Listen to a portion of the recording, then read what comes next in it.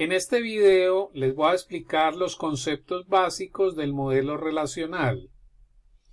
Debo comunicar que el modelo relacional viene desde final de la década de los años 60, o sea que el modelo relacional está cumpliendo 60 años y aún sigue vigente. Fue creado por Edgar Frank Codd, que fue un científico informático inglés, y cabe advertir que con este modelo se construyeron los motores de bases de datos tales como Oracle, MySQL, SQL Server, Access, FoxPro, Sybase, entre muchos otros, que son muy conocidos.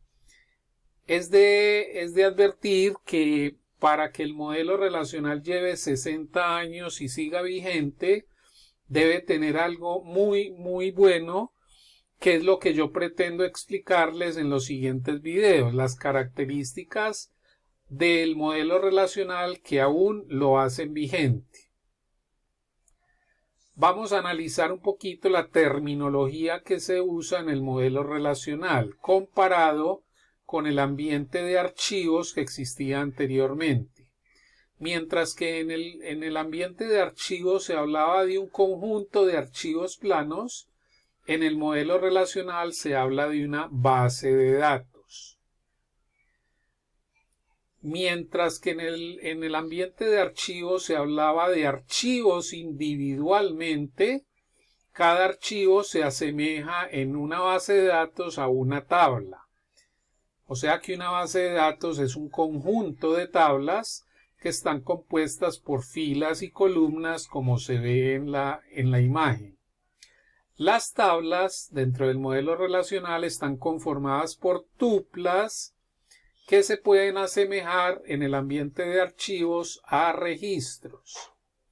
Esas tuplas están conformadas por un conjunto de atributos que los podemos comparar con los campos de los registros en el ambiente de archivos. Aquí podemos mirar que las tuplas son las filas de datos dentro de la tabla, mientras que los atributos son las columnas de datos dentro de la tabla, en este caso nombre, nacionalidad e institución. En este ejemplo tenemos dos tuplas, en este ejemplo tenemos tres atributos. Otros conceptos importantes dentro del modelo relacional son los siguientes. El dominio de un atributo. El dominio de un atributo no es más que los posibles valores que puede tomar ese atributo dentro de la tabla. En este ejemplo vemos un atributo o campo llamado calle, que la discriminan en local o urbana o rural. Llámese carretera. Los posibles valores de una calle si es urbana son estas, y los posibles valores de una calle si es rural o carretera son estas. Estos que están apareciendo aquí en cuadrados son los dominios del atributo calle. Lo mismo está pasando con este atributo, donde el dominio, dependiendo del tipo, puede ser de 20 a 30 pies o de 30 a 50 pies.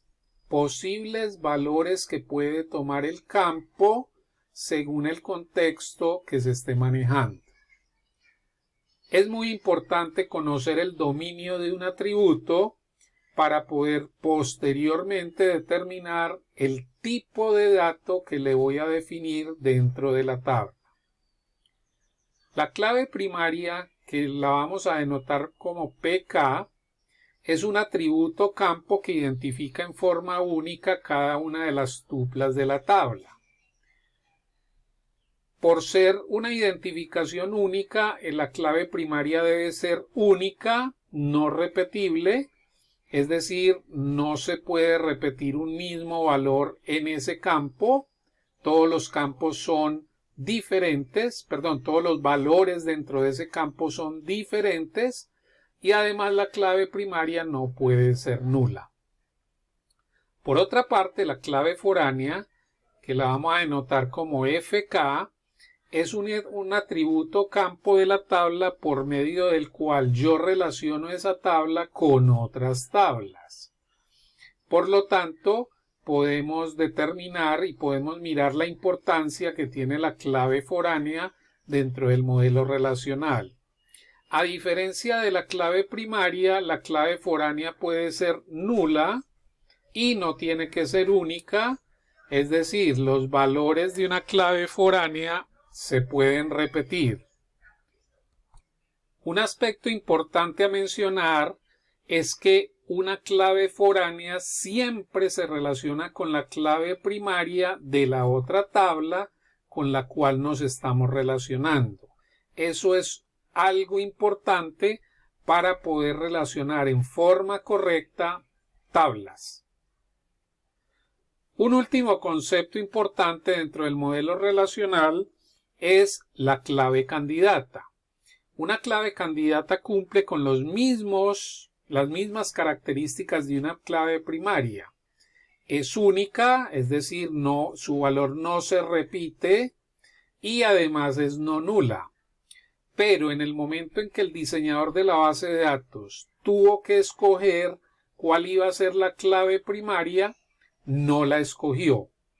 Es decir, una clave candidata es una posible clave primaria no escogida por el diseñador. Debemos concluir algo bien importante con respecto a las claves, y es que siempre una tabla puede tener solo una clave primaria. Así esta clave primaria sea compuesta de varios campos, hablaremos de que solo tiene una clave primaria. Por otro lado, una tabla puede tener 0, una o muchas claves foráneas, dependiendo de con qué tabla se va a relacionar. Y igual que la clave foránea, una tabla puede tener 0, una o muchas claves candidatas según sean las no escogidas por el diseñador de la base de datos.